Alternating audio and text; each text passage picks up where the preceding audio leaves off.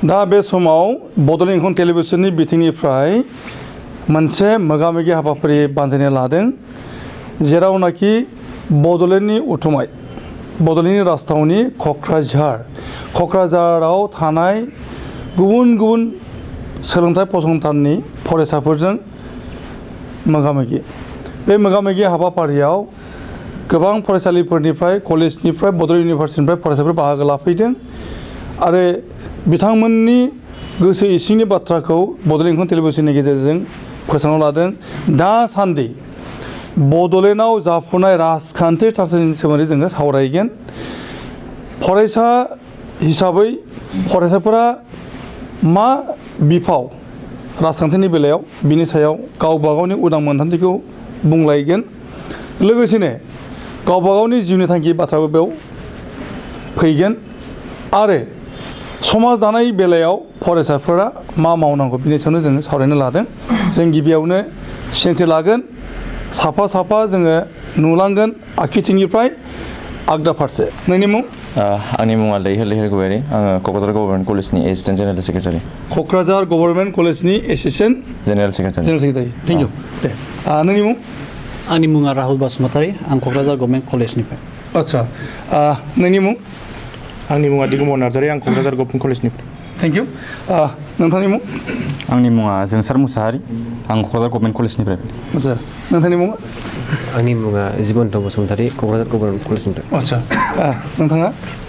आंनि मुङा अनसुला मुसाहारि आरो आं गभर्नमेन्ट कलेजनि मेजर गार्ल सेक्रेटारि आदसा नोंथांनि मुं आंनि मुङा दुलाराय बसुमतारी आङो क'क्राझार गभर्नमेन्ट कलेजनि जानानै फैदों आदसा मा बिबानाव दङ आङो दा बिबानाव गैया आं साधारन फरायसा जानानै दं आदसा थेंक इउ नोंनि मुं आंनि मुङा हाजोमा बसुमतारी आं क'क्राझार गभर्नमेन्ट कलेजाव फरायो आदसा नोंनि मुं आंनि मुङा ट्रिलियास ब्रह्म आं बड'लेण्ड इउनिभारसिटिनि सासे स्टुडेन्ट मा department political science department thank you नोंथांनि मुङा आंनि मुङा दिपगोबा मुसाहारि आङो बड'लेण्ड इउनिभारसिटियावहाय इंराजि बिफानाव दायो मास्टार्स खालामगासिनो दङ दिपगोबा बसुमतारी मुसाहारि आरो इंलिश डिपार्टमेन्टआव फरायगासिनो दङ Kokrajhar Bodoland university thank you नोंथांनि मुं आंनि मुङा सन्जय नार्जारी आं बड'लेण्ड इउनिभारसिटियाव इंलिसाव एम ए खालामगासिनो दङ आदसा मा semester last semester thank you नोंथांनि मुं आंनि मुङा दानसोरां बसुमतारी आं आर'नाइ कलेजनि जेनेरेल सेक्रेटारि आं दा बर' मेजर लाना फरायगासिनो दं दे मोजां खोथा नोंथांनि मुङा आंनि मुङा श्रीराज नार्जारी आं आर'नाइ कलेजनिफ्राय फैदों आदसा नोंथाङा आंनि मुङा पबनदेब बरगयारी ओमफ्राय आं बड'लेण्ड इउनिभारसिटिनि जेनेरेल सेक्रेटारि आदसा बड'लेण्ड इउनिभारसिटिनि जेनेरेल सेक्रेटारि थेंक इउ नोंथांनि मुङा आंनि मुङा एडुकेसन मुसाहारि आं बड'लेण्ड इउनिभारसिटियाव फरायगासिनो दङ मेथामेटिक्स डिपार्टमेन्टआव आदसा थेंक इउ नोंथांनि मुं रहित सिं बबेनि गभ कलेजनि आदसा बबे गामि कहाँ से आया है क'क्राझार से अच्छा थैंक यू नोंथांनि मुं आंनि मुङा रहित बसुमतारी आं बड'लेण्ड इउनिभारसिटियाव फरायो पलिटिकेल साइन्स लास्ट सेमिस्टार आदसा थेंक इउ नोंथांनि मुङा आंनि मुङा गोहोगोरा इसवारि दावबो आंनि मुङा गोहोगोरा इसवारि आं बड'लेण्ड इउनिभारसिटिनि इंलिश डिपार्टमेन्टनि आदसा नोंथांनिया आंनि मुङा जेना दैमारि आं बड'लेण्ड इउनिभारसिटियाव एम ए खालामगासिनो इंलिश थेंक इउ नोंथांनि मुङा आंनि मुङा प्रितम गयारि आं क'क्राझार गभर्नमेन्ट कलेजनिफ्राय ग्रेजुवेसन खालामनानै कमप्लिट जाबाय दा कमप्लिट जाबाय दा मा खालामदों पलिटिकेल साइन्सआव मेजर खालामनानै कमप्लिट खालामदों दा मा खालामदों आं दा इग्न'आव अपेन खालामनानै आदसा इग्न'आव फरायगासिनो दङ इग्न'आव बबे सेन्टाराव क'क्राझार सेन्टाराव मास्टार डिग्री खालामगासिनो थेंक इउ नोंथांनि मुं मोर नाम से सानी बास्पर मैं क'क्राझार गभ कलेज आदसा की department sociology department thank you next आंनि मुङा सिमांसा मुसाहारि आं बड'लेण्ड इउनिभारसिटियाव फरायगासिनो दङ आदसा बड'लेण्ड इउनिभारसिटि मा department English department English thank you आंनि मुङा आकाश ब्रह्म आं बड'लेण्ड इउनिभारसिटियाव फरायगासिनो आदसा दे नेक्स्ट नोंनि मुङा आंनि मुङा दिथेन बसुमतारी आरो आं गभर्नमेन्ट कलेजनि आदसा आंनि मुङा राथुर बसुमतारी आंबो बड'लेण्ड इउनिभारसिटियाव फरायगासिनो आदसा नेक्स्ट मोर नाम अजित थापा मैं बड'लेण्ड इउनिभारसिटि एम ए फरायगासिनो इंलिश आदसा थेंक इउ जों नुनो मोनदों दा बे समावहाय बड'लेण्ड इउनिभार्सिटिनि फरायसाफोर दङ क'क्राझार गभ कलेजनि फरायसाफोर दङ आरो आर'नाइ कलेजनि फरायसाफोर दङ बेवहाय गोबांसा फरायसाफोरा जोंनि बे मोगा मोगि हाबाफारियाव बाहागो लानो फैदों आरो जोङो बिथांमोननि गावबा गावनि सिनायथिखौ जों लानो हाबाय दा जोङो बिथांमोननि गाव मोनदांथियारि माखासे बानबुंथि जों खोनासंगोन गिबियावनो नोंथांनि मुं नोंथाङा बड'लेण्ड इउनिभार्सिटियाव फरायबाय दं होनना बुंदोंमोन ना औ सार मा डिपार्टमेन्टमोनलाय सार इंराजि आदसा नोंथाङा बड'लेण्ड इउनिभार्सिटियाव फरायगासिनो दङ बेनिफ्राय इंराजि डिपार्टमेन्ट लिटारेचारनि दा बे हिसाबैहाय आथिखालाव माने जेनाखि बड'लेण्डनि राजखान्थियारि थासारि बे बेलायाव नोंथांनि बुंनांगौआ मा सार गिबियावनो आं बेखौनो बुंग्रोनो सानदों जे राजखान्थियारि जे माखासे मोनथाय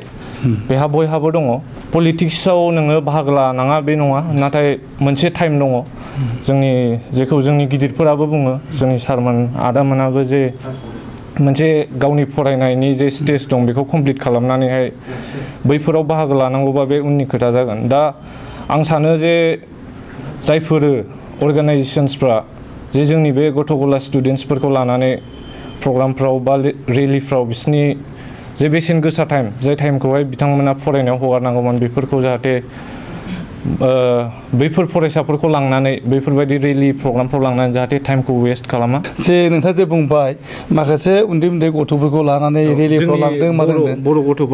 गथ'फोरखौ होनदों दा सोर गौथुमा बिदिखौ लांनाय जादों नोंथांनिया मा नोजोर गोलैदों सार आं बेवहाय माने गुथुमखौहाय आं डाइरेक्टलि माबा बुंनो सानाखै आरो जास्ट माने निउट्रेलाव बुंदों जिखुनु गुथुमानो बेफोरबायदिखौ खालामा मानो जाहाथे बेफोरबायदि फरायसाफोरखौ गथ' जायफोर पलिटिक्सनि सोमोन्दै जेबोखौनो मिथिया जाहाथे बिसोरखौ लांनानैहाय जाहाथे राजखान्थियारि बे जा माबा मावनांगौ बेफोरखौ जाहाथे कमप्लिट खालामा माने आं बेखौ बुंनो सानबावदों सार जे जोंनि जा राजखान्थियारि जे माबाफोर दङ जाहाथे बिसोरो फरायसाफोरखौहाय मोनसे हिउमेन रिसोर्स जानो गुन गोनां सोलोंथाइखौ लानो थाखाय जाहाथे थुलुंगा होयो एवेयारनेस प्रग्रामफोर खुङो कलेज इउनिभार्सिटिसफ्राव बिदिफोर इनिशिएटिभ्स लायो जाहाथे जोंनि जेरै लायो जोंनि दा साप'ज बड'लेण्ड स्टुडेन्टस इउनियनानो हक बा एबसुआनो हक जिखुनु मोनसे माखासे इडुकेसननि माबाफोर लायो आरो प्रग्राम जाहाथे जोंनि फरायसाफोरा बेफोराव बांसिन बाहागो लायो थारमाने सोमावसारनायफोराव थांनाङा राजा लामायाव थांनाङा रेल होबथानो थांनाङा सेपारेट स्टेट मुभमेन्टआव थांनो नाङा बेखौ होनना बुंनायदों सार बेफोरखौ बुंनो सानदों आङो बेखौनो बुंनो सानदों थेंक इउ मा मुं नोंना आंना जोंसार मुसाहारि बहानिफ्राय फैदों आं क'क्राझार गभर्नमेन्ट कलेजाव फरायो आदसा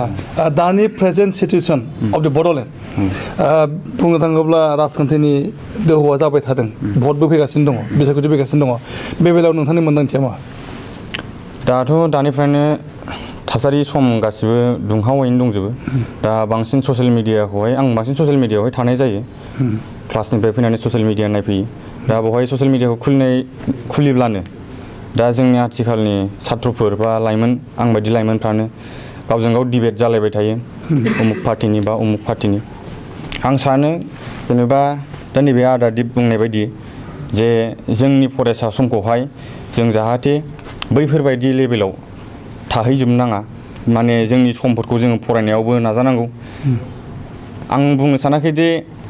पलिटिक्सआव आगान होनाङा everybody have right on right and on freedom we have right to politics बा we have right to freedom जा जोंनि माने जों जाय पार्टिखौ जोङो सापर्ट होयो बे जोंनि गोसो जोंनि मोन्थाय दं नाथाय थेवबो माने बैफोरबायदि बिथिङाव थांनाङा जे गावबागावनि फरायनाय समखौ गारनानै जे अनलि ससियेल मिडियायाव थानानै बेखौ बिनियाव थुना होनाय बा बेखौ बैजों थुनानै होनाय बिदि खालामनो नाङा माने बिदियाव समफोरखौ खाथायनो नाङा आरो दा जोङो आरो बानबुंथि लानि नोंनिफ्राय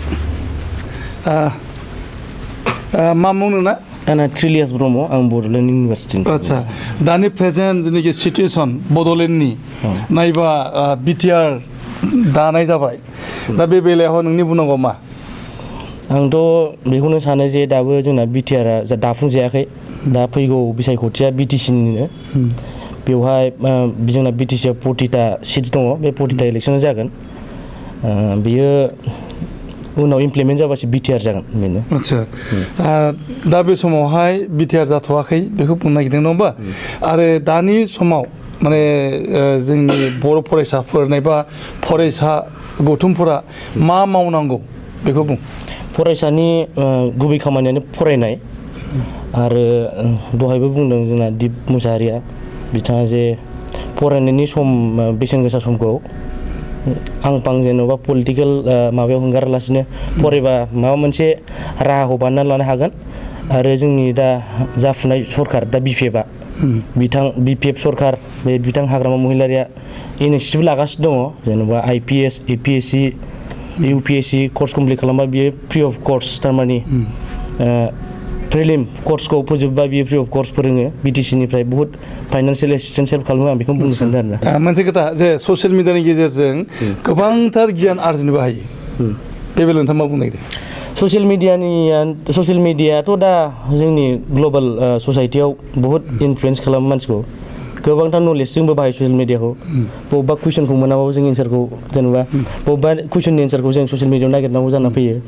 दा बेनो आरोना ससियेल मिडिया हेल्पबो खालामो माखासे बिथिङाव मोजां गोहोम खोख्लैयो माखासे बिथिङाव गाज्रि गोहोम खोख्लैयो दा आं बेखौनो बुंनो सानो जोंनि लाइमोनफोरखौ गाज्रि बिथिङाव थांनो नाङा एसेनोसै मा मुंमोनलाय आंनिया मुङा सन्जय नार्जारि बबेनिफ्राय फैदों आं बड'लेण्ड इउनिभारसिटिनि आदसा मा डिपार्टमेन्ट इंलिश डिपार्टमेन्ट दानि जोंनि सिटुवेसन बड'लेण्ड आरो राजखान्थि दा जाबायदि पलिटिकेल सिटुवेसन जागासिनो दं बेखौथ' रायजो राजाफ्रा बयबो मिथिखायो आरो जों बांसिन नायनो थाङोब्ला बेयाव जोंनि बिमा बिफानि अनगायै जोंनि जाफुनाय लाइमोन सेंग्रा सिख्लाफ्रा फेसबुक एबा बिदि गुबुन गुबुन ससियेल मिडियाफ्राव गोबाङैनो बिसोरो इनभल्भ जानानै थायो आङो एसे एम ए स्टुडेन्ट हिसाबै आं गावनि फंबाय बिनानावफोरखौनो होनसिगोन लाइमोन सेंग्रा सिख्लाफोर जायफ्रा उन्दै उन्दै फरायफुगासिनो दं बिसोरो बेफोरबायदियाव बारा इनभल्भ जालाफानो गावबा गाव फरायनायाव गोसो होनांगौ मानोना पलिटिक्सआ ओरैबायदि बुस्थु नों जाय पार्टिजों थागोन बेजों नोङो देरहायाबो जानो हागौ आरो जेनगोनबो जानो हागौ आरो बियो पार्मानेन्ट बुस्थु नङा बेनिखायनो गावनि समखौ बेफोरबायदि आल्थु फाल्थु खामानियाव हगारा लाफानो गावनि फरायनायफ्राव गोसो होनांगौ मानोना बयहाबो बिमा बिफाया मोनसे थांखि दं गावनि फिसाखौ लानानै आरो बे थांखिया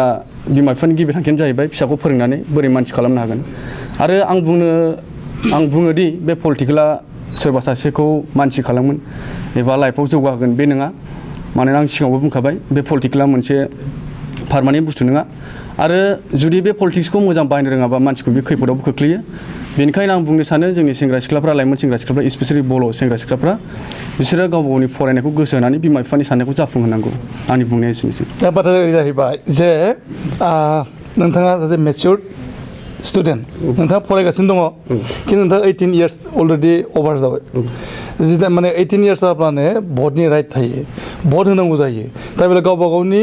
बुंनांगौखौ नायबा गावनि राइटखौ हासिल खालामनांगौ एभेल खालामनांगौ बे बेलायाव नोंथाङा मा बुंनो नागिरदों 18 बोसोर जाबानो पलिटिक्सनि भट होनो मोन्थाय दं बे नंगौ आंबो बेखौ माने गभर्नमेन्टआनो बेखौ माबा होखाबाय आं बुंनो सानोदि नों जेनेबा पलिटिक्सआव जेनेबा फैनानै 18 इयार्स जाबाय ओमफ्राय भट होनो मोनबाय होमबानो नोङो पलिटिक्सखौ बुजिगोन बे नङा बेनिखायनो पलिटिक्सआव ओंखारनायनि सिगां बेखौ सायख'नाया गोनांथि आं सानो मानोना बे पलिटिक्सआव अनेक मोजां गाज्रि माबाफोर हाबनानै थायो आं बेफोरखौ बुंथ'ला आरो दानि ससियेल मिडियायाव जों नायोब्ला जों नुनो मोनो फेसबुकफ्राव एबा वाट्सएपफ्राव गोबां गाज्रि कमेन्टमेन्ट होनाय दङ आरो दानि जाय सरकार सोलिगासिनो दङ बिपिएफ सरकार होनना बुंगोन आं बे सरकारनि मानसिफोरखौ ओरैबायदि गाज्रि बाथ्रा बुङो जायफ्रा खोनासंथावा एबा लाजाथावा एसे हिउमेन बिं गासैयाबो मोनसे मान सनमाननि खोथा दङ बेफोरखौ जों एसे कन्ट्रल खालामनानै फेसबुकफोरखौ नायनानै मबे मोजां मबे गाज्रि बेफोराव इनभल्भ जानाया आं मोजां सानो आरो मोनसे खोथा सोंबावनि आङो जे दुलाराय बर' फरायसा आफाद बेजों नोंथाङा सम्पर्क दंना गैया बेजोंथ' जों बर' हिसाबै जेनेबा जों गासिबो बर' जेनेबा दुलाराय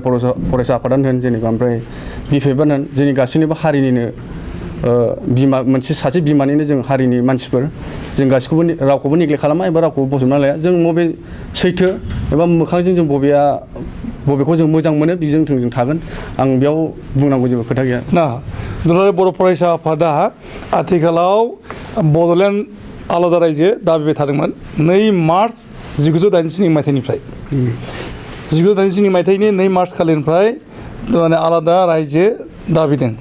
आलादा रायजो दाबि दिनैनि दिनावहाय बिटिआर मोनफैलायबाय बिदि एसे गिदिर एचिभमेन्ट बर' सात्रनि थाखाय बर' फरायसानि थाखाय दा नोंथाङा माने पलिटिक्सआव ओंखारनाङा बा नाङा बेखौ बुंनांगोन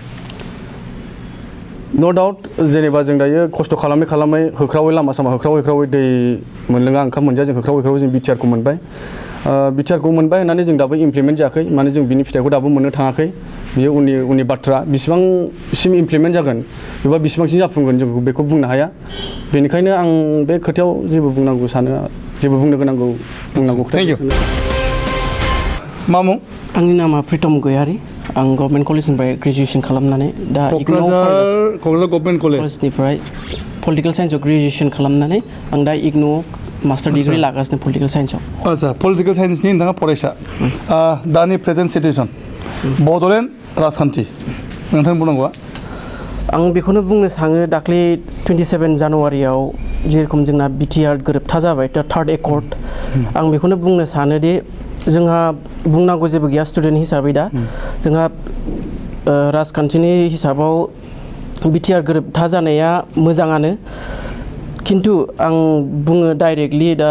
एबसुआ 1960निफ्रायनो माबा दावहा नांबोनानै रेलि थेलि खालामनानै दा हठात दा माबायाव बिटिआर एकर्ड खालामनाय बेखौ आं सोंलु फैयो आरो कुइसन फैयो जेनेबा मानो डाइरेक्ट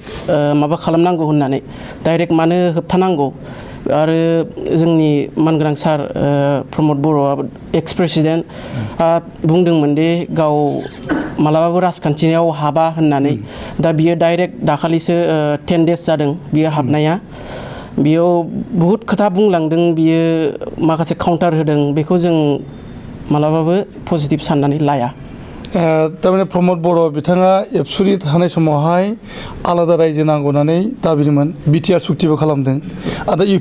इउपिपिएलनि बियो प्रेसिडेन्ट जाबाय आरो राजखान्थियाव बाहागो लानो ओंखारदों आरो फैगौ बिसायख'थियाव माने बाहागो लानानै सरकार दागोनबो होनदों बिटि सरकार जोंनि जासिगोन इउपिपिएलनि सरकार जासिगोन होनना बुंदों दा होमबा नोंथाङा प्रमद बर'खौथ' नाखस खालामदों होमबा दा हाग्रामाखौ साबसिन मोनो बिपिएफखौ साबसिन मोनो बिपिएफखौ साबसिन मोनो होनबा सार हाग्रामा महिलारि चिफ जोंनि बिटिसिनि चिफ सारखौ मोजां मोननायनि खारना जाबाय आं इडुकेसननि सेक्टराव बुंगोन जोंहा दा गोदो गैयामोन बड'लेण्ड इउनिभारसिटि गैयामोन जों गोजानाव फरायहैनांगौ जायोमोन गुवाहाटि इउनिभारसिटियाव फरायहैनांगौ जायोमोन जों 10 जन 11 जनल' सिट मोनोमोन बेहाय दा जों बेहाय बड'लेण्ड इउनिभारसिटि मोनदों जोङो बिनेश्वर ब्रह्म इन्जिनियारिं कलेज मोनदों नै दा बिटिआर हिसाबै जों दा उपेन्द्रनाथ ब्रह्म सेन्ट्रेल इउनिभारसिटि मोनदों बहुद बेखौ बुंनांगो जों मानो थाखाय सापर्ट खालामो होनबा जों खालामनांगोन मानो होनबा जों स्टुडेन्टआव बिराद मोजां खाबु मोनदों आरो हेफाजाब मोनदों मा मुंमोन आंनि मुङा पवनदेब बरगयारी बड'लेण्ड इउनिभारसिटिनि जेनेरेल सेक्रेटारि दे नोंथाङा बुंदो जे प्रेजेन्ट सिटुएसन अफ द बड'लेण्ड मा डिपार्टमेन्ट होनो आंना हिस्ट्रि डिपार्टमेन्ट नोंथाङा बे बर'नि जि राजनिति बेनि सायाव मा बुंनो नागिरो पलिटिक्सखौ रायलायोबा दा माने जोंनि हारिनि नङा युथ्सफ्रानो मेन हल्ड खालामो आरोखि नेसनखौ युथ्सआनो उनाव फिउचाराव नायलाङो दा फेसबुक खुलिबानो नङाबा ससियेल मिडिया जायखिया खुलिबानो गावजों गाव नांलायनायल' नुयो दा बर' हारियाव ओरैबायदि जाबाय मोननै मोनथाम गावस्रानाय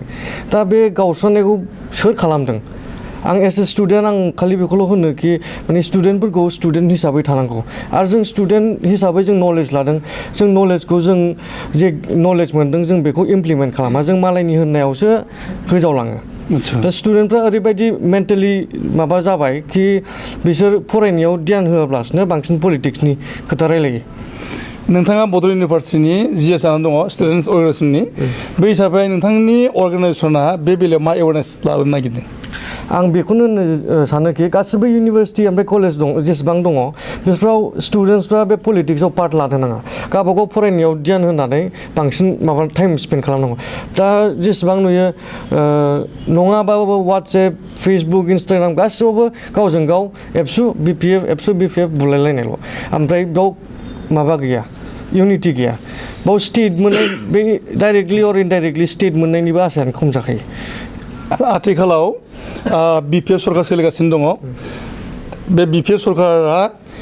नोंथांनि थाखाय माबायदि एट्राक्सन बिपिएफ सरकारखौ माने आं एस ए जेनेरेल सेक्रेटारि इउनिभार्सिटिनि आं माने बिपिएफ सरकारा जोंखौ बिराद हेफाजाब होबोबाय इउनिभार्सिटियाव जेसेबांखि प्रग्राम जायो जेनेबा इउनिभार्सिटियाव सोरबा अबेबा आलदा स्टेटआव कम्पिटिसन जायोबा बिटिसि सरकारा जोंखौ फाइनान्सियेल एड होयो ओमफ्राय जेनेबा प्रग्राम अर्गानाइज खालामनायफ्राव होयो ओमफ्राय दा जोंनि बिटिसि सरकारा जोंनि इउनिभार्सिटियाव मेरला कनस्ट्राक्सनसबो खालामबोबाय बिल्डिं नांगौ दा फाइनान्सियेल हेल्प खालामो बिल्डिं गोदान बानायबाय ओमफ्राय कनभकेशनखौबो लाबोबाय ओमफ्राय दा अडिटोरियाम जागासिनो आन्डार कनस्ट्राक्सन ओमफ्राय गेटआबो जाबाय दा बिसोर माने गासिबो एसपेक्ट इडुकेसननिफ्राय लानानै स्पर्ट्स गासिबावबो आउटडोर पार्टिसिपेसन इनडोर पार्टिसिपेसन गासिबावबो हेफाजाब होगासिनो आकाश ब्रह्म दानि प्रेजेन्ट सिटुएसननि सायाव नोंथांनि बुंनांगौआ मा दानि सिटुएसन स्टुडेन्ट हिसाबै आं बुङो दे जों बायदि इउथ एफाराब हाबनाङा आरो पलिटिक्सआवहाय ओमफ्राय ससियेल मिडियायावहाय दा नुनो थाङो जोङो जेबायदि कमेन्टफोरा बे गाज्रि जेनेबा बुंथ'जाया आरो ना बेफोरबायदि ओमफ्राय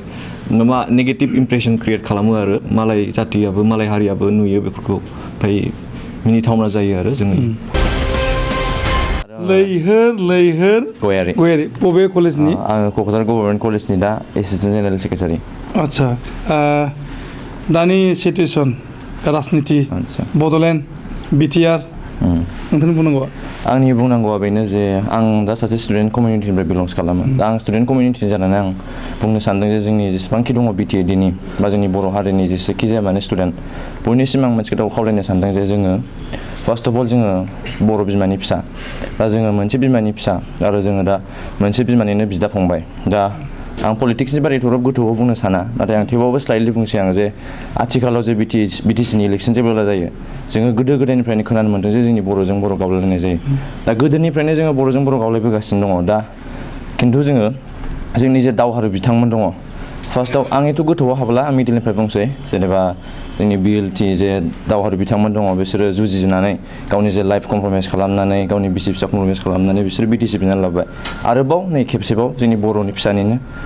जे एनडिएफबि दावहारु बिथांमोन बिसोरबो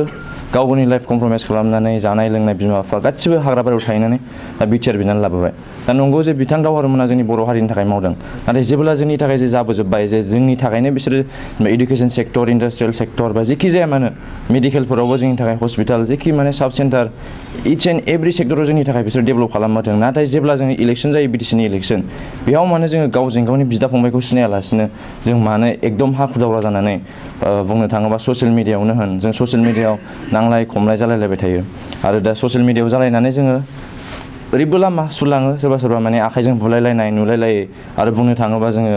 सोरबा माने दा मोननैबो पलिटिकेल पार्टिया जोंनि बर' बिमानिनोखा दा बेखायनो आं खावलायनो सानदों जायहा पलिटिकेल पार्टि जेनेबा बुंनो थाङोबा मोननैल' दङ दा जोंनि बर'आव मेनानो एबसुजों बिपिएफजों मोननैबो जोंनि बर' बिमानि फिसाजोब बिदा फंबाय बिसोरो दा जाय एक्टिभ पार्ट लादों जेनेबा आंनि बिमा बिफा बिबथै बिदाफोर जाय एक्टिभ पार्ट लादों बिसोर लाथों नाथाय जों एस ए स्टुडेन्ट हिसाबै जाय बिथांमोना जोंनि थाखाय दा कलेज इउनिभारसिटि बिनानै लाबोदों आरो दा जाबोगासिनो जाहाथे बिसोरो जों माने इउनिभारसिटि कलेज बा जेखियानो माने जायनि थाखाय लाबोदों जोंनि थाखाय लाबोदों बिसोरो मानो लाबोदों जे जोंनि बर' बिमानि फिसाफोरा फरायनानै गोजौ माने गिदिर गोलाव जाहैजोबथों नाथाय जुदि जों बयबो जे बेफोरखौ बावनानै जुदि जोङो पलिटिक्सआवसो जुदि हाबजोबनो गोसो जायोबा इच एन्ड एभ्रि जे यंस्टार्सफोर दङ जुदि जों बयबो ज' जानानै पलिटिक्सआवल' गोसो होयोबा बे जे इउनिभारसिटिफोर लाबोदों मेडिकेल कलेज लाबोदों बा गोदान जे इनस्टिटिउसनफोर लाबोदों बेफोराव सोर फरायगोन सोरबा गुबुनासो फरायनानै एडमिसनखौ मोनजोबगोन दा आंना बेनो जे बुंनांगौआ जोङो जुदि पलिटिक्सखौ एसेबाबो साइडआव दोननानै जुदि जोङो गावनि मावनांगौ हाबाफारि जे फरायनाय लिरनाय आरो इयुनाव जोङो गिदिर गोलाव मानसि जाहैनो हायो आरो जों जे गावनि हारिखौ रिप्रेजेन्ट खालामो आइएएस आइपिएस अफिसार जानाय बा जिखुनु सेक्टराव आरो गिदिर गोलाव मानसि जानानै गावनि बिमा बिफा न'नि मानसिखौ फिसिनो हायो बा गावनि मावनांगौ हाबाखौ मावनानै गिदिर गोलाव जालांनो हायो आं बेखौनो खावलायनो सानदों जे जोंनि बर' बिमानि जे फिसा फरायसा स्टुडेन्टफोर दङ बयबो खौसेथि जानानै दावराव दावसि जायालासिनो जाय पलिटिक्सआव गेलेदों जाय ओंखारदों बिसोरो ओंखारथों नाथाय जों स्टुडेन्ट जानानै जों माने गाव गावनि फरायनाय लिरनायाव गोसो होयो आरो जोङो जेबो एक्टिभिटिस खालामा जे जोंनि हारिखौ एसेबाबो दुखु होयो मानो होनबा जाय दावहारु बिथांमोनो जेनेबा बिटिसि लाबोनायावबो बा नैबे बिटिआर लाबोनाय जायनि थाखाय बिसोरो जोंनि थाखाय जुजिदों जाहाथे जोंनि बर' फिसाफ्रा एसे मोजां जालांथों दावगालांथों जे जों नुनो मोन्दों गुबुन गुबुन हारिफोरा माने जोंनिफ्राय बिराद गोजौ लेभेलाव दावखोलांबाय दा बिसोरबो गाबनानै बा दुखु नांनानै बिसोरबो जोंनि थाखाय मावदों दा जों बे मावनायखौ बिसोरनि जे फिथाइ लाबोदों जोंनि थाखाय जाहाथे जों बे फिथाइखौ मोजाङै मोजां इउज खालामो गुबुन लामाजों थाङालासिनो दा बुंनो थाङोबा जुदि जोङो फरायनाय लिरनायखौ गारनानै बुंनो थाङोबाथ' एसेयानो जालांखाबाय मानो होनबा दा नुनो मोन्दों आथिखालाव मानसिफ्रा जे पलिटिक्सआवसो बिराद इन्टारेस्टेड जोंनि स्टुडेन्टफ्रा नाथाय जुदि जों बयबो पलिटिक्सआव इन्टारेस्टेड बा बे इनस्टिटिउसनफ्राव सोरहा एडमिसन लागोन माने बेखौ एसेबाबो साननो गोनां जे जों बेफोरखौ एसेबाबो दोनथ'नानै गाव गावनि हाबाफारिखौ मावनांगौआ माने बे हाबाफारि मावनांगौखौ मावनाया गाहाम जागोन आरो आচ্ছা नोंथाङा बुंदों जे गथ' बे फरायसाफोरा पलिटिक्सआव ओंखारनो नाङा नङा होमबा ओंखारनो नाङायानो होनजाबाय जे जोंनि जे रुल्सआवनो इन्डियान कनस्टिटिउसननि रुल्सआवनो इमप्लिमेन्ट जाखानाय जे 18 इयार्स एबाव जाबानो जोङो भट होनांगौ भट होनांगौखौ जोङो होगोन नाथाय बे नङा जे जोङो एक्टिभ पार्ट लानांगौ होननाया बे नङा आरो नोंथांनि बैसोआ आंनि बैसोआ 21 इयार्स जाबाय एबार नोंथाङा फैगौ बिटिसि बिसायख'थियाव सोरनो भट होगोन आं बेखौथ' सार जों माने बे जोंनि इन्डियान कनस्टिटिउसनावनो रुलखा जे नो वान केन फर्स आस फर भटिं बा सोरबा पार्टिया जोंखौ जबरदस्ति खालामनो हाया everyone has own rights we have rights to constitution and we have rights to freedom so as per as Indian constitution rule जों बेजों सोलिगोन जोंखौ रावबो माने फर्स खालामनो हाया आरो सोरनो होगोन बेखौबो बुंनो हामा बेखौ हामा नोंनि मुङा आंनि मुङा जोंसार मुसाहारि बबेनिफ्राय फैदों आं क'क्राझार गभर्नमेन्ट कलेजनिफ्राय फैदों आচ্ছা मा डिपार्टमेन्ट पलिटिकेल साइन्स डिपार्टमेन्ट दे दा फैगौ माने एप्रिल दानाव बिसायख'थि जागोन बे बेलायाव नोंथांनि रला मा जागोन आंथ' जेबो रल लाया जास्ट आइ विल बि ए भटार आচ্ছা नोंथाङा भट होगोन आচ্ছা गुबुनखौ थिननाय नङा भट होनो नोंथाङाथ' सासे मेचिउर्ड स्टुडेन्ट नोंथांनि बैसोआ 18 बोसोर बाबेनलांबाय नोंथाङाथ' सोरनिबा थाखाय भट होनो बुंनो हायो आङो निस्सय बेखौ बुंगोन आरो आंनि लोगोफोरखौ जास्ट आं साजेसन होगोन आरो what is good and what is bed जा आं बे दा डाइरेक्टलि नोंथांमोननि सिगाङाव आं बुंनो साना दे सोरखौ थुलुंगा होनांगौ दा जायखुनजाया आं आंनि लोगोफोरखौ आं मोनसे साजेसन होगोन जे नोंथांमोनहा ओरैदिखौ नाय बबेजों नोंथांमोना साबसिन बेलाखौ नुयो आं बेखौ साजेसन होनानै बिसोरखौ थुलुंगा होगोन आं माने जोंनावहाय पलिटिक्स दा मोनथाम जादों पलिटिकेल पार्टि मोनथामा खर' दैखांनो ओंखारदों बड'लेण्डआव बे जाहैबाय BPF UPPL आरो नब सरैना दैदेननाय गण सुरक्षा पार्टि बे मोनथामनि मादाव सोर साबसिन आं डाइरेक्टलि सापर्ट होगोन आइ लाभ BPF मानो थाखाय बुङोब्ला गोदो जोंहा BSc एकर्डनि उनाव BTC लाबोदों BLT आ सारेन्डार जानानैहाय दा BPF पार्टि जानानै दा BTC सामलायगासिनो दं दा BTC सामलायनायाव जोङो डेभेलपमेन्टखौ नङा नुबोदों जोंहा दा BTC सालायबोनायाव जोंहा गैयै गोबां बुस्थु दंमोन दा जोंहा नै बड'लेण्ड इउनिभारसिटिया BTCनि आन्दाराव जादों ओमफ्राय CIT डिन इउनिभारसिटि बेबो जोंनि BTCनि आन्दाराव जादों आरो जोंहा बिनेश्वर ब्रह्म इन्जिनियारिं कलेज दङ बेबो BTCनि आन्दारावनो जादों आरो गोबांथा हस्पिटाल्स लाइक दा BTCनि आन्दारावनो मेडिकेल कलेज दंमोन मोनसे बेबो जागासिनो दं दा लुबोगासिनो दङ दा बेखायनो आरो बुंनो थाङोब्ला इडुकेसन सेक्टराव सापर्ट होआ नङा सापर्ट होयो ओमफ्राय दाख्लैसो आरोबाव थार्ड एकर्ड जादोंमोन BTR दा BTR दाबो इमप्लिमेन्टेसन जायाखै जागोन निस्सय ओमफ्राय बेवहाय माने जोङो आं बुंनो थाङोबा दुलाराय बर' फरायसा आफादा आबसुआ गोदोनिफ्रायनो आन्दलन खालामबोदोंमोन डिभाइड आसाम 50-50 बुंबोगासिनो दंमोन दा डिभाइड आसाम 50-50 बुंबोनाया हथादैनो दा BTR दाख्लैनि थार्ड एकर्ड 27 जानुवारियाव जानाय 2020 आव बेवहाय हरखाबै सिगनेटारिस हिसाबै दा BTRखौ लाबोबाय दा आङो गोजोननाय दंबावो BTRनि सायाव गोजोननाय दंब्लाबो सिरिकुमारनि गोजोननाय गैया मानो होनबा जों आं सासे बर' इयुथ जानानै आं बिदिखौ लुगैयाखैमोन दे जोंनि BTR एकर्डआवहाय जे जास्ट अनलि उमुक इनस्टिटिउसन लाबोगोन बा उमुक बुस्थु लाबोगोन दा जोंहा निस्सय जुदि 50-50 बड'लेण्ड लुगैदोंमोनब्ला 50-50 बड'लेण्ड लुगैनायाव जुदि आसामा डिभाइड जानानै 50-50 जेनेबा बड'लेण्ड जायोमोनब्ला जोंहा निस्सय बे डेभेलपमेन्टआ थाखागौमोन जोंनि गोदोनिफ्रायनो 50 बोसोर सिगांनिफ्रायनो जोंनि बर' हारिया जे बे इन्स्टिटिउसन बा माबा मोनसे बिदिनो इन्स्टिटिउसनखौनो बुंदो बा हस्पिटाल्स बिदिनि थाखाय जोङो बड'लेण्ड आन्दलन खालामाखैमोन। मा मुं? जिबन्त बसुमतारी। जिबन्त बसुमतारी। आवगायबो बबेनिफ्राय फैदों? क'क्राझार गभर्नमेन्ट कलेजनिफ्राय। क'क्राझार गभर्नमेन्ट कलेज मा डिपार्टमेन्ट? Political science department. पल साइन्सनि राजनितिनि छात्र पलिटिकेल साइन्सनि स्टुडेन्ट हिसाबैहाय नोंथांनि मोन्दांथि बड' पलिटिक्सनि सायाव। सार आं बेखौनो बुंनो सानोदि जोंहा गासिबाबो राइट्स दं गावबा गावनि दा सार आं बुंनो साननाया बेनो जे सार जोंनि जे बर'फोरनि समाज बिफर बिटिसिनि खोथाखौ रायलायोबा सार जों दानि सिटुएसनजों आं बै सिगांनि समफोरखौ आं बारा मिथिया बाट दा आं क'क्राझारावहाय सार क्लास 5निफ्राय फरायदोंमोन। आच्छा स' सार आंनि साराउन्डिंसावहाय दा आं बै उन्दै समनिफ्राय दिनैसिमाव जानाय आं डेभेलपमेन्टखौ नुनो मोनो सार। स' जेब्ला बिटिसिआ लाबोजादों ओमफ्राय बिटिसि जाखांनायनि उनाव बिदिनो माखासे सार जे जों बुंदोंमोन जों बुंनो हाया जे सार पलिटिक्सआ गोनांथि नङा मानोना पलिटिक्सआसो सार डेभेलपमेन्टखौहाय जों पलिटिक्सनि गेजेरजोंसो जोंनि जायगायावहाय बा जोंनि कमिउनिटिनि मानसिफोरनि गेजेरावहाय जोङो समानै इकुवेलि राननो हायो। दा सार दा जायहा माने जोंनि फरायसाफोरानो सार पलिटिक्सनि जेरै गुबुन गुबुन जायगाफोरावबो सार जे माखासे एजेन्डास जे थांखि बिथांखिफोर गभर्नमेन्टआ लायो बेफोरखौ सार निस्सय बे जाय रिसार्च स्कलारफोर फरायसाफोर थायो बिसोरनो जायगाखौ नायबिजिरनानै बिसोरनो बानायो। स' पलिटिक्सआव बेखौ होनो सानदों जे पलिटिक्सनि मोनसे एवेरनेस थानांगौ। बे नङा जे पलिटिक्सआव जोंनो गोनांथि गैथारा मानोना बेयो सिगांनिफ्रायनो जाबोखानायखा जोंनि बुहुमानो बिदिजोंनो सोलिबोखानायखा जे पलिटिक्स पावारजोंहाय जोंनि जे माखासे मानसिफोर जोंनि समाजखौहाय सार जों जौगानायथिं लांनो नाजागासिनो गासिबो हारियानो जोंनि बर'आल' नङा। दा सार ओमफ्राय जोंनि बर'नि बेलायाव सार जेब्ला बिटिसिआ जाजेनो दाफुंजादोंमोन काउन्सिला फार्स्ट गभर्नमेन्टआ बिपिएफआनो जादोंमोन। नो डाउट सार 15 इयार्ससिमावहाय माखासे मानसिफ्रा आं मिथिया सार मानो गभर्नमेन्टनि एगेन्सिल' थांनो लुबैयो जे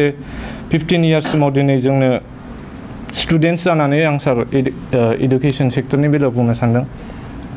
जोंनि जे सार गभर्नमेन्ट बिसोरो जे फरायसाफोरनो मा मा नांगौ बेफोरखौहाय बिसोरो लाइक माखासे प्रग्राम एवेरनेस प्रग्रामफोरनि गेजेरजों जोंनि लुबैनायफोरखौ सार बिसोरो मोनथिनानै लायो। बेबायदिनो जोंनो सिआइटि लाबोबाय सिआइटि जाय दा डिम इउनिभारसिटि जाथारबाय फुलि जेरै बड'लेण्ड इउनिभारसिटियाबो बे गभर्नमेन्टजोंनो लाबोजानाय। दिनै सार बड'लेण्ड इउनिभारसिटि फैनानै मस्ट बेनिफिट जादों होनबा जोंनि बर'फोरानो सार मानोना सार गोबां गोथौ गोथौनि जे माखासे स्टुडेन्टसफोर जायफोर हायार इडुकेसन फरायनो लुबैबाबो माने बे गुवाहाटी इउनिभारसिटिफोर बायदियावहाय थांनो लुबैबाबो सार वान सेकेन्ड जोंनि दानि आयदाया जाहैबाय बड'लेण्ड आरो राजखान्थि। बड'लेण्ड आरो राजखान्थि फैगौ एप्रिल दानाव बिसायख'थि जागोन। जोंनाव दङ राजनितिनि दोलो होनना बुङोब्ला मोनथामाव गसंखांबाय दङ बे जाहैबाय बिपिएफ इउपिपिएल आरो नबसरना दैदेननाय गण सुरक्षा पार्टी। बे मोनथाम पलिटिकेल पार्टिनि गेजेराव जुजिलायनाया जागोन आरो माबा मोनसे पार्टिया गभर्नमेन्ट दागोन। दिनैनि समावहाय इउपिपिएलनि प्रेसिडेन्टआ दुलाराय बर' फरायसा आफादनि मोनसे समनि आफादगिरि थांनाय 10 दिन आगोलाव बिथाङा सानजि आगोलाव बिथाङा इउपिपिएलआव हाबनानै आफादगिरि मोनफैदों। आरो बेराफारसे बिएलटिनि मासिगिरिनिफ्राय फैनानै हाग्रा महिलारिया बिपिएफनि प्रेसिडेन्ट जादों आरो बड'लेण्ड सरकार सालायगासिनो दङ। बेराफारसे आलफानिफ्राय फैनानै हिरा सरैनाया नबसरनाया नाम लानानै बिसायख'थि गेलेफैदों आरो खेबनै एमपि जादों आरो बे खेबाव बिटिसिखौ गावनि दखलाव लांनो थाखाय नारा नाथा नाजाफुदों। बे मोनथाम दोलोनि गेजेराव बबे पार्टिखौ नोंथाङा फैगौ बिसायख'थियाव सरकार जाजानो लुबैयो?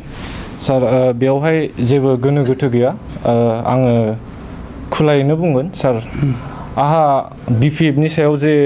मोजां मोननाय दङ आं बिपिएफखौ सापर्ट खालामो सार बेहाबो मोनसे रिजन दङ सार जेब्लानाखि आं आंनि एसे स्ट'रिखौ शेयार खालामनोसै सार दे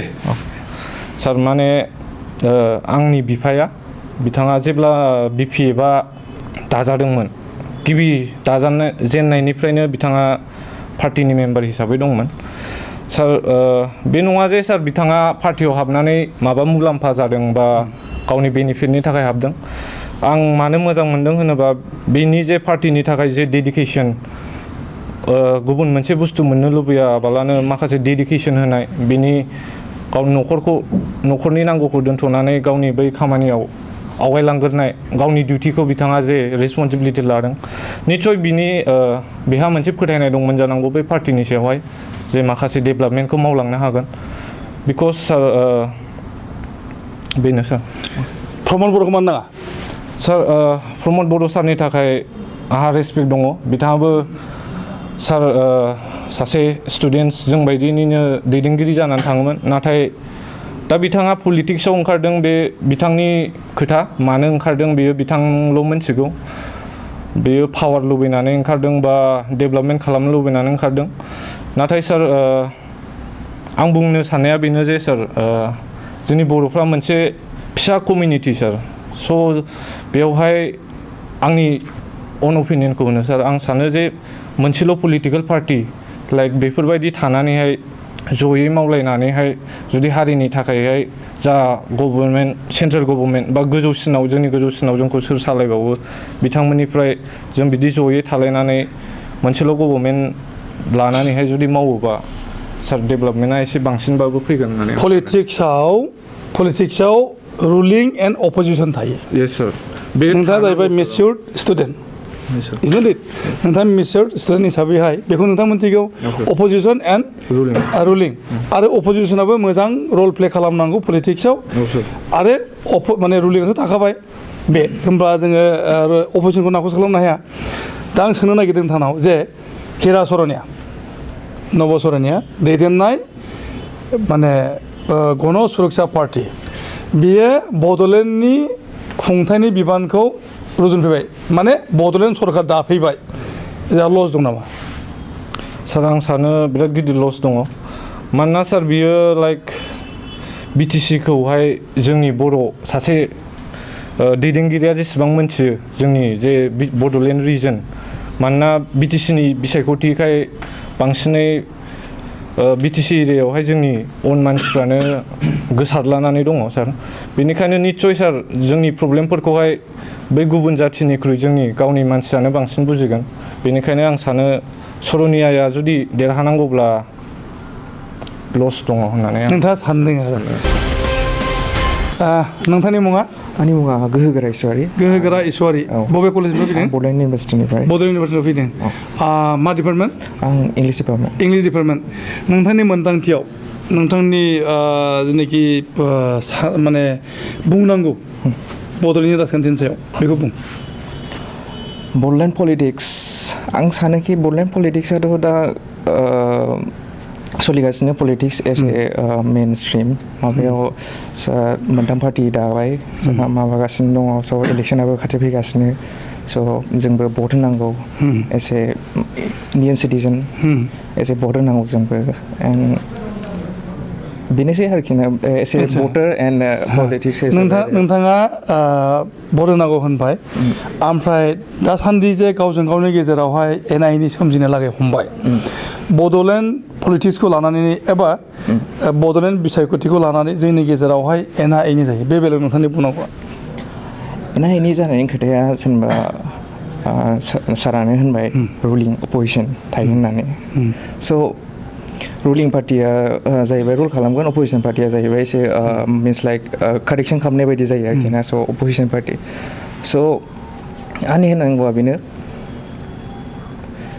जागोन गभर्नमेन्टआ जेनेबा जों भट होनानै जेनेबा सापज बिपिआबो देरहाबाय होननानै स' बे मोजांल' खामानि खालामनांगौ आरोखि ना डेभेलपमेन्ट लाबोनांगौ स' जोंनि माने जेनेरेसना जौगाथिनाय ओमफ्राय डेभेलप जानाय स' जोंनि साराउन्डिंसावबो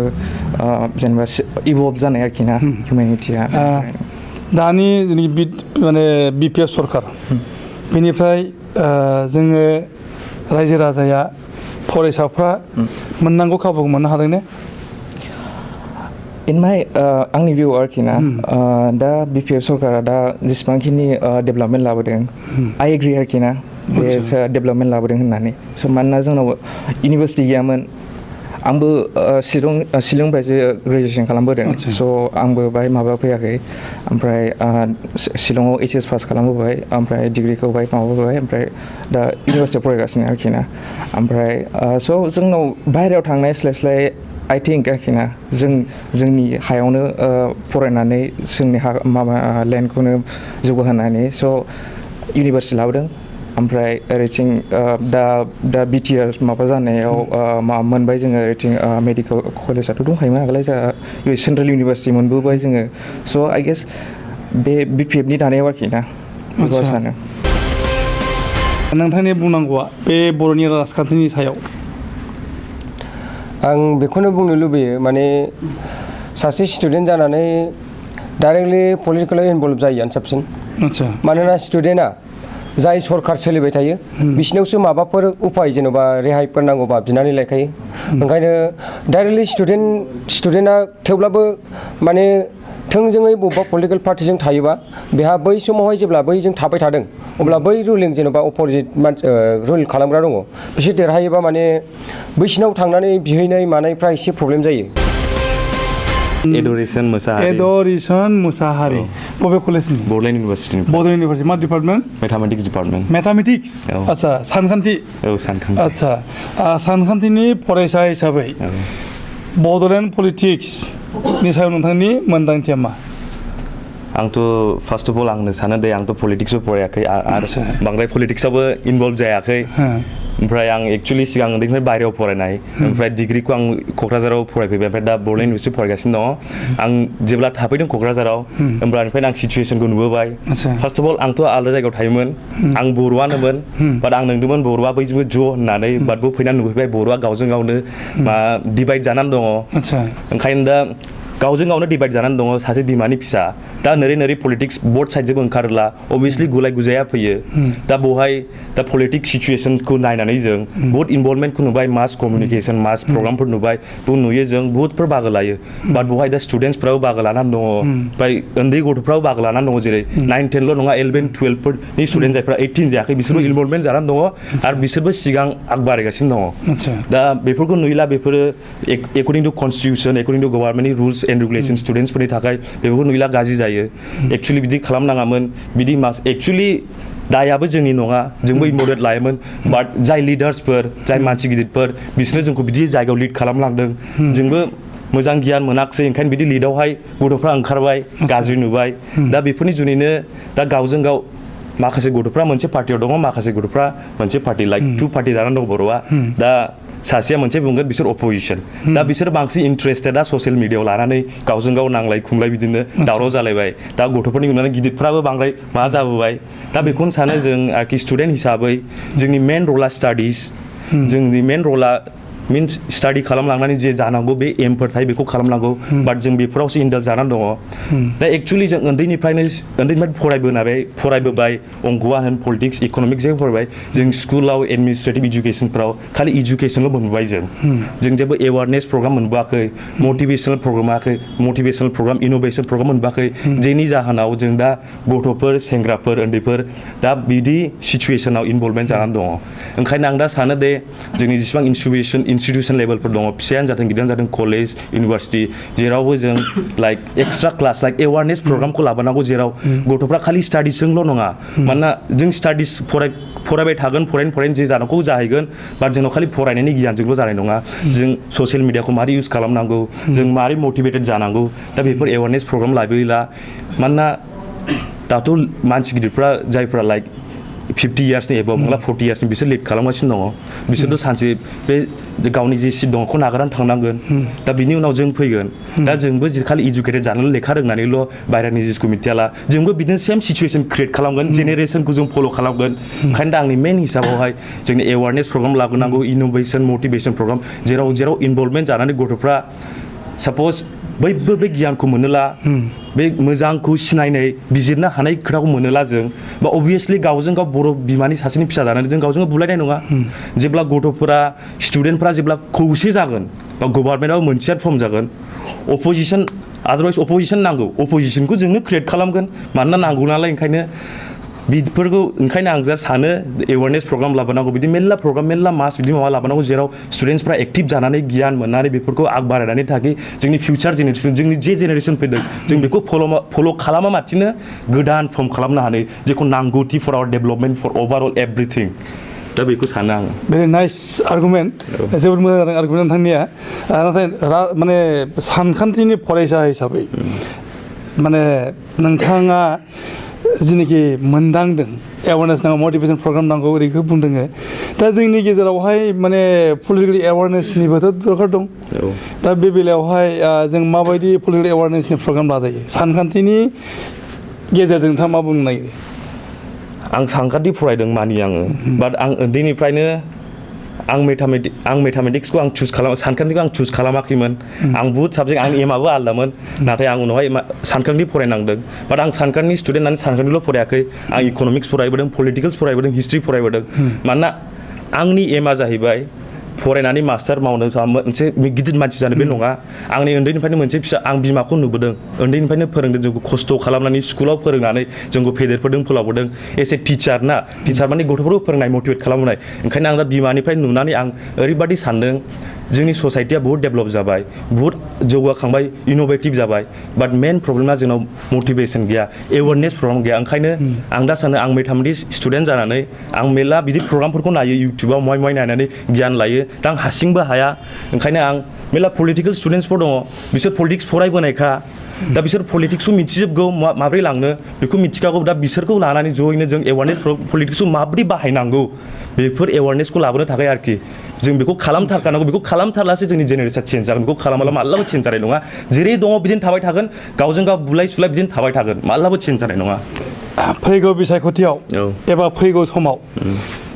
सोरनि सरकारखौ नोंथाङा लुबैयो BPF UPPL नबसरनि दैदेननाय गण सुरक्षा पार्टी दासिम एज माइ फेमिलि मेम्बार आं अपेनलि होनगोन बहाय जेबो सोरबा गाज्रि साननांगौ नेगेटिभ साननांगौ गैया आं अपेनलि होनगोन I have always supported BPF as my आंनि बिफायाबो बे माबायाव मावबोनाय एसे मेम्बार माबा मावबोनाय ओंखायनो आं फेमिलि हिसाबैखौ सापर्ट खालामो आं अभारअल आंनि जेब्लानिफ्राय आंबो फैदों BPFआनो रल खालामदों आं नुबोदों बांसिन फिल्डआव मानसिफ्रा कमेन्ट्स खालाम बिदि गैया बाट आं एज ए स्टुडेन्ट आंनि आइया अलवेज इडुकेसन सिस्टेम माबायल' थायो बाट आंनो जेसेबां आं क'क्राझाराव फैदों बायरानि स्टुडेन्टबो आं सिट मोन्दों बर' स्टुडेन्ट हिसाबै इउनिभार्सिटियाव थांदों आं मोन्दों आं गुवाहाटि आं मोनसे एग्जाम्पल होनो सानो लास्ट इयार आं जेब्ला माबानि थाखाय जिरायदों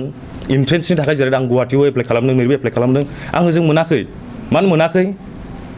स्टुडेन्टआ बर'फ्राबो दंमोन बुरजा माखासे सेलेक्ट जाबाय माखासे माने आउट अफ सिट जाबाय आं मोनाखिसै जुदि बड'लेण्ड इउनिभार्सिटि गैयामोनब्ला आं मा जागौमोन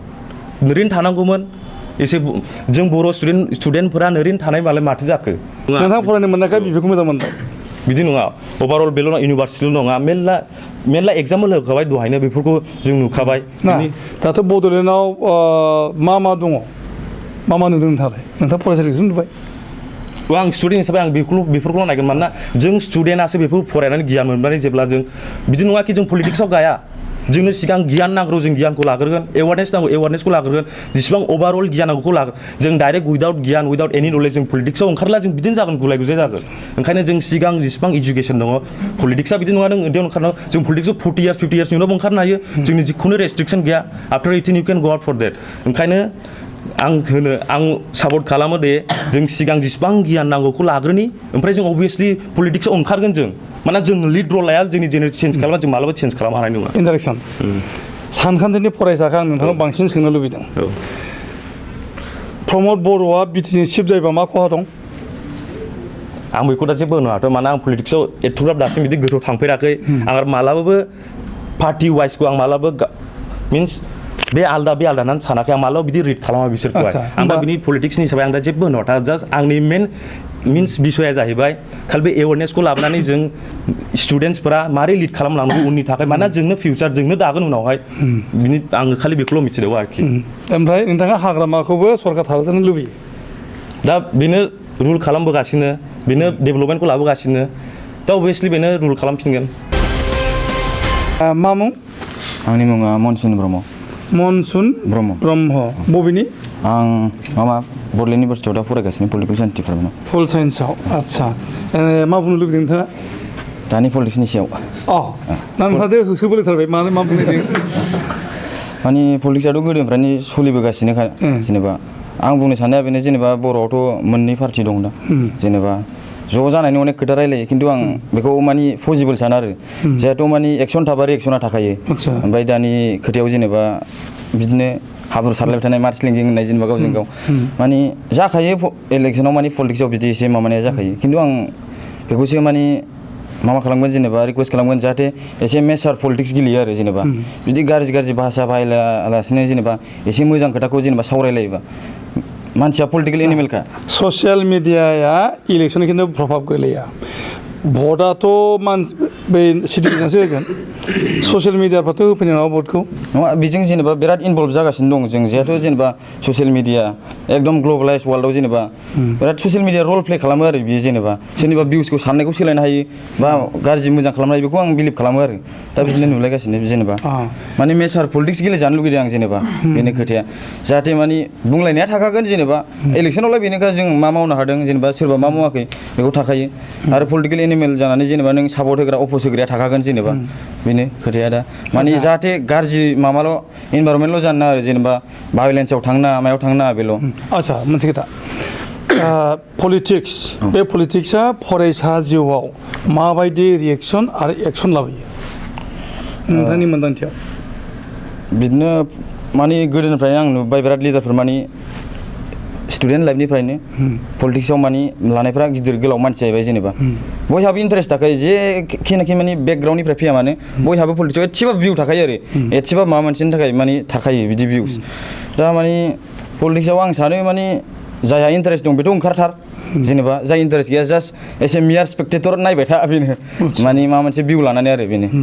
आंनि साननाय सोरनि सरकारखौ लुबैगोन नोंथाङा आंथ' निस्सय आंनि साननाय बियो जेनेबा आं बिपिएफ सरकारखौनो लुगैफिनगोन जेनेबा मा जाहोनाव माने जाबादि स्मुथलि मावबोगासिनो दं लास्ट 17 इयार्सआव दिनै नुबाय बिटिसि सोरजिनानै जेनेबा 17 इयार्सआव जुदि बिटिसि जायामोनब्ला आसामावनो जेनेबा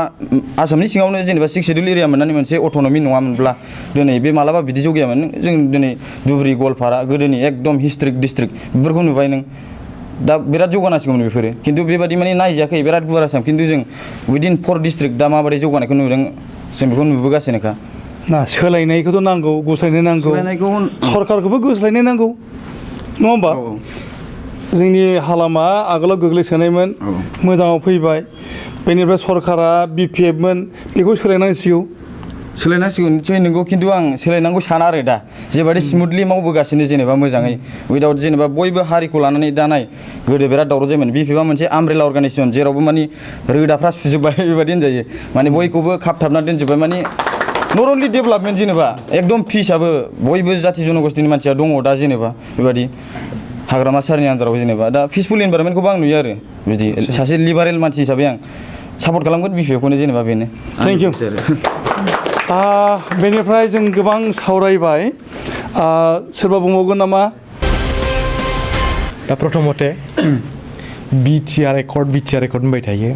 बड' पिस एकर्डसो जादों आरो आं सासे फरायसा जानानै सासे बर' फरायसा जानानै बिटिआर एकर्डआव आं मोनसेल' मोजां मोनदों बर'नि गेजेराव गोदोनिफ्रायनो सोलिबोबाय थानाय आर्म कालचारा जा हाथियार लानानै जुजिबोनाय जे कालचार दंमोन बे कालचारा बर'नाव जोबसिगोन बेखौल' आङो दाख्लै जानानै थांनाय बड' पिस एकर्डखौ बे मोनसे दफाखौल' आं गनायगोन दा माखासे हान्जाफोरा बड' पिस एकर्डखौनो नंखाय फोलानाय बिटिआर स्टेट जानाय बायदि जोंनि गोग्लैसोनाय बर'नि माखासे गोथौआव थानाय एबा गोजौ सोलोंथाइ मोनै माखासे जोंनि गामि ओनसोलनि रायजो राजाखौ बड' पिस एकर्ड जानायखौनो बिटिआर स्टेट फैबाय होननानै जा नंखाय प्रपेगेन्डा लानानै माखासे हान्जाफोरा माखासे दैदेनगिरिफोरा इलेक्सन पार्पसाव बाहायनो नागिरदों आं बेखौ गोख्रोङै हेंथा खालामगोन सासे फरायसा जानानै आरो आं माखासे खोथा बुंनो नागिरबावो आं जिहेतु सासे फरायसा आं फरायसा समाजावनो थायो दा दिनैनि समाव फरायसा समाजा थांनाय 15 बोसोरावहाय BPF सरकारा हाग्रामा महिलानि दैदेननायाव जा BPF सरकार बे BPF सरकारा BTC ओनसोलनि गासैबो रायजो राजा बिथांमोननि थाखाय बिथांमोननि जौगानायनि थाखाय जाबायदि खामानि मावबोदों बेखौ नुनानै दिनैनि समावबो जोंनि फरायसा समाजा हाग्रामा महिलारि बिथांबायदि भिजनारि लिडारखौनो आरो लुबैबावदों बेखौ आं बुंनो सानो। आच्छा मोनसे खोथा बिटिआर सुक्तियानो जा एबा थामथि बर' गोरोबथा पिस एग्रिमेन्टआनो जा माबा मोनसे जादों दा बेखौहाय गनायै माखासे सुबुंफोर ओंखारदों नोंथाङाथ' नुदों बे बेलायाव नोंथां बुंनांगौ मा जिथु BTR सुक्ति होनगासिनो बड' पिस एकर्ड एक्सुवेलि अफिसियेलि बड' पिस एकर्ड बेवहाय आङो जे बर'नि गेजेराव गान कालचार सोलिबोबाय थादों बे जोबलांसिगोन जोबोर मोजां जोबा BTR सुक्ति बा BTR मोननायखौ साबजायै गोबां दङ मा होनना बुङोब्ला बिथांमोना माने बड'लेण्ड सोमावसारजेननाय समनि दैदेनगिरि एबा मावफारियामोन बिथांमोना दिनैनि दिनावहाय माने मोनसे सोमावसारनायनि धौ लाबोफिननो थाखाय सावरायलायबाय थादों होनना मोनथि मोननाय जादों आरो बिथांमोना जुदि बे हाथियारखौ लाफिनोबालाय बोरै जोबलायखो गान कालचारा आं सानो नंगौ माखासे गोदोनिफ्रायनो बड'लेण्ड मुभमेन्टजों नांथाबबोबाय थानाय लिडारफ्रा बड'लेण्ड मुभमेन्ट बेखौ जा स्टार्ट खालामफिननो नागिरदों आं सानो बिथांमोनहा बेखौ डेम'क्रेटिक प्रसेसआव सोमावसारगोन आङो बिथांमोनखौ रिकुवेस्ट खालामो आर'ज गाबोदि बिथांमोनहा जाहाथे गान कालचारखौ आरोबाव दालाबोफिनथों आरो बिथांमोना डेम'क्रेटिक प्रसेसआव डेम'क्रेटिक भाबै बिथांमोना बड'लेण्डखौ सोमावसारफिनगोन आरो आं बुंनो सानबावोदि माखासे फरायसा आफादनि दैदेनगिरिफोरा फरायसाफोरखौ दि लानानै 10 बोसोर सम बड'लेण्ड मुभमेन्टनि मुङाव बिथांमोननि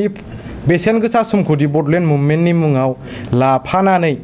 बेखौ खथि खालामबोबाय आरो खथि खालामबोखांनायनि उनावबो जे बड'लेण्ड सोमावसारनायखौ दोनथ'नानै गावनि बेक्तिगत लाबालाबनि थाखाय एकर्ड खालामनानै फैबाय आं बेखौ सासे बर' फरायसा जानानै सोंखारिगोन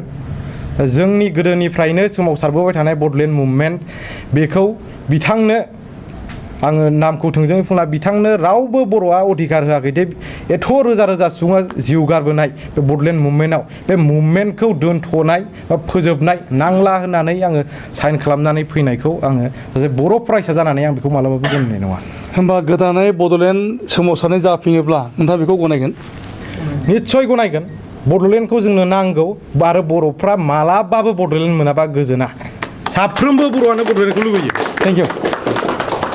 दा जों गोबां सावरायबाय क'क्राझारनि गोबां सोलोंथाइ फसंथानफोरनिफ्राय फरायसाफोरा बाहागो लाफैदों जों बेवहाय मोनदों बड'लेण्ड इउनिभारसिटिनि फरायसाफोर फैदों आर'नाइ कलेजनि फरायसाफोर फैदों क'क्राझार गभ कलेजनि फरायसाफोर फैदों आरो गावबा गावनि मोन्दांथिखौ बुंफैदों आरो बेनि गेजेरजोंनो बिथांमोना बुंनो नाजादों जे फरायसा समावहाय राजखान्थिनि इसु बेखौहाय माने गावनि बिखा गोरबोजों लाफायालासेनो बेखौ मोनसे इसु हिसाबै लानानै आरो फरायनायखौसो गिबि बिथा होनानै सिगांलांनांगौ बेखौ बुंनो नाजादों बिथांमोना आरो गावसोरो बिब्दिनो नांथाबनो नाजादों बे बेलायावनो जोङो मोननो हादों जे बिथांमोना बुंनो नागिरदों जे जायफोर माने उन्दै उन्दै फरायसाफोर उन्दै उन्दै गथ'फोर दङ क्लास 9, 10आव फरायनाय एबा हायार सेकेन्डारि लेभेलाव फरायफुनाय गथ'फोर जायफ्रानाखि माने इण्डियान कनस्टिटिउसन मथे एबा इण्डियाननि सिटिजेनशिप जानो थाखाय जिखिनि बैसो नांगौ बे बैसोआ सौफैथ'वाखै आरो बे समावनो बिथांमोनहा माने पलिटिक्सनि बारहावाजों पलिटिक्सनि थासारिजों नांफानानै गावसोरनि बेसेन बरहा समखौ फरायनांगौनि माने समखौ नस्थ' खालामनानैहाय माने गावसोरनि जिउखौहाय आद्रा खालामनो लानो थांगासिनो दङ बेखौ बुंनो नाजादों आरो समाजा मोनबावनांगौ बर' हारिया मोननांगौ जिनाखि हिउमेन रिसर्स बेखौहाय मोनफुंनो थांनायाव जोंहा आद्रा जागोन बेखौ बिथांमोना गावबा गावनि मोन्दांथिखौ बुंदों आरो फरायसाफोरा फरायनायखौनो गिबि बिथा लानानै सिगांलांनांगौ बेखौ बुंदों लोगोसेनो आथिखालनि बड'लेण्ड आरो पलिटिक्स बिनि सायाव सावरायदों रायलायदों नोंथांमोना बयबो मिथिनो मोनबाय नुदों जे बे बड'लेण्ड आरो राजखान्थि बे बिथिंखौ लानानै जोंनि गेजेराव जेनाखि माने एना एनि बेखौ साबजानाय मोनाखै बिथांमोना जाहैबाय माने मेचिउर्ड स्टुडेन्ट बिथांमोना इउनिभार्सिटियाव फरायगासिनो दङ कलेज लेभेलाव फरायगासिनो दङ आरो गावसोरनि मोन्दांथिनि गेजेरजों बेखौनो बुंनो नाजादों जे पलिटिक्स इस्युखौहाय पलिटिकेल इस्युखौहाय फरायसा जिउआव लाफायालासिनो फरायनायखौ गिबि बिथा होनांगौ भट होनाया गावबा गावनि मोन्थाय आरो गावबा गावनि मोन्थाय हिसाबैहाय जायखौ साबसिन लिडार होननानै सानगोन एबा जाय सरकारखौ फैजानो लुबैयो बेखौ गावबा गावनि उदां मोन्दांथि भटखौ होलायनाय जागोन बेखौ बुंनो नागिरदों आरो गोबाङा बुंदों जे हाग्रामा महिलारि दैदेननाय सरकारानो फैफिनथों बेखौबो बिथांमोना बुंनो नागिरदों दा जोंनि गेजेरावहाय आथिखालावहाय मोनथाम राजखान्थि दोलो BPF, UPPL आरो नब सरैना दैदेननाय गण सुरक्षा पार्टिया फैगौ बिसायख'थियाव बाहागो लानानै सरकार दानायनि थाखाय जुजिगासिनो दङ दा बेफोर बिथिङा माने फैगौ समाव जोंनि बे हालामावहाय माबायदि थासारि फैगोन बेखौ जोङो साननांगौ जादोंआनो बयबो मिथिगौ जे बड'लेण्डनि बिसायख'थि होनना बुङोब्ला दाङाबाजि गावजों गावनि गेजेरावहाय बुलाय सोलाय एना एनि बैफोर बिथिंखौ बोरैहाय एरायलायनानैहाय जोङो बिसायख'थिनि समखौ बाबेन होनांगोन जों बेखौ सानलायनांगौनि सम फैदों सोरबा सासेखौ बा सोरबा दोलोखौहाय सापर्ट खालामनानै भट सेनांगौ एबा भट लानांगौनि खोथा फैयाखै बेखौ बयबो मोनदांलायदों बेखायनो बयबो खावलायदों दिनैनि बे हाबाफारियाव बाहागो लाफैनाय गासै मेचिउर्ड स्टुडेन्टफोरा जे बिसायख'थिखौ लानानै एबा राजखान्थिखौ लानानैहाय बड'लेण्डनि थासारिखौ गुबुंले खालामनाया मोजां जोङो आरोबाव गुबुन समावहाय जों साबसिनै सावरायनो नाजागोन बड'लेण्ड आरो राजखान्थि बे आयदानि सायाव जोङो फोजोबबाय गोजोन्थों खुलुमबाय